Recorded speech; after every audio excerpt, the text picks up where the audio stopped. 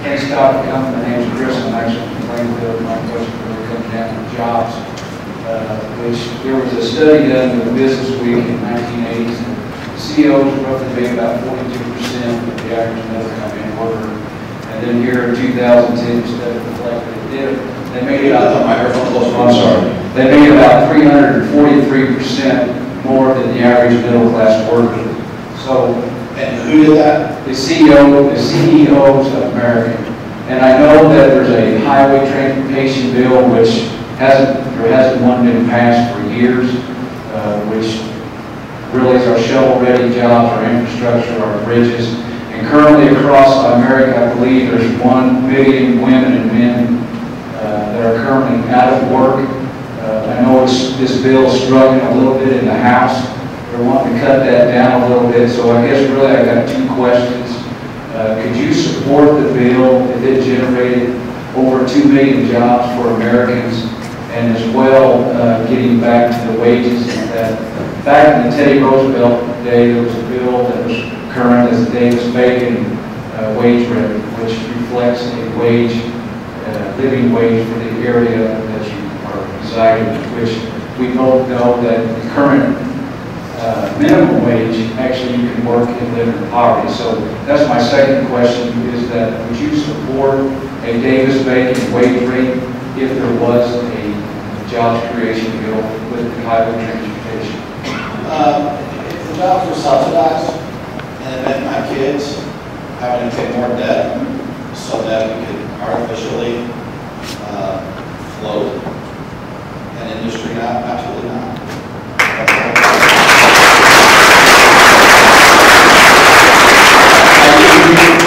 Do you work for a union? Just say yes to me, does not. Well, I can say that I've raised a family of 4 since through high school. I like union. I come from a union. Short answers, yes. Okay, so here's the thing. I used to grow up around a table that this business was servicing unions. So I'm not anti-union. There is a time and a place for the concept of a union. And when people talk about competition, you've got to realize we're not competing against Fort Wayne and Evansville. We're competing against names that we can barely pronounce. And we have got to be competitive. What really stings me is that you guys are not vocal when it came to the stimulus. You guys, that was a wish list. We got more unemployment checks for a longer time. We got more food stamps sent out.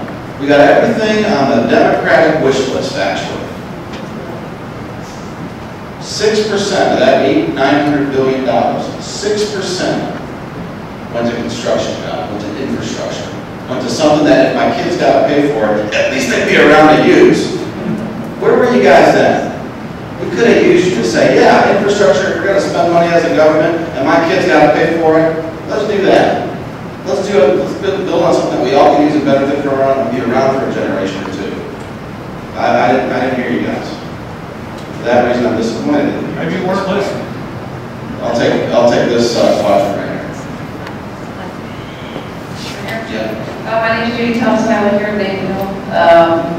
Quick question on the big weight of debt there. Yeah. We're borrowing 40% of every dollar. Is that correct? Yeah. How much, what percentage are we giving to every other country besides our own? Excellent question. Thank you. When Tony and I go throughout the district, we bring these same slides. You're not seeing anything different that I haven't talked about at Rotaries or Kiwanis clubs or at Chambers of Commerce, for example. So I'm having Tony go to a slide. We usually get this question.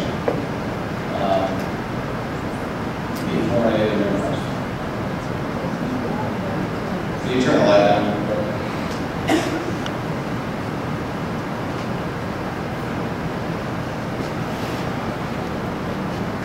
I put foreign aid in this graph. I put foreign aid with earmarks.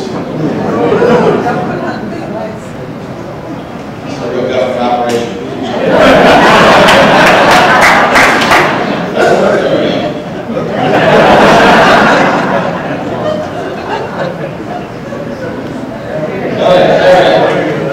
So earmarks and foreign aid.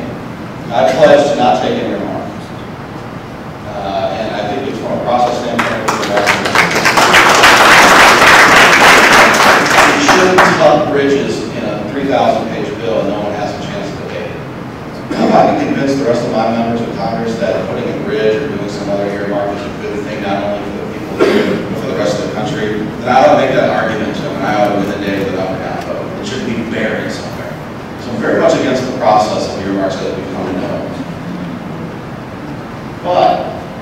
even if we did no earmarks anymore, and we got rid, ma'am, of every cent of federal foreign aid that we gave out, from the Pakistanis to everybody else, that would add up to 2% of what we spend as a government every year. So yes, we should analyze that, we should look at that, but I just want to say, in terms of solving the debt problem, that's not where the money is. That's 2% out of 40. Let's work on the next 38.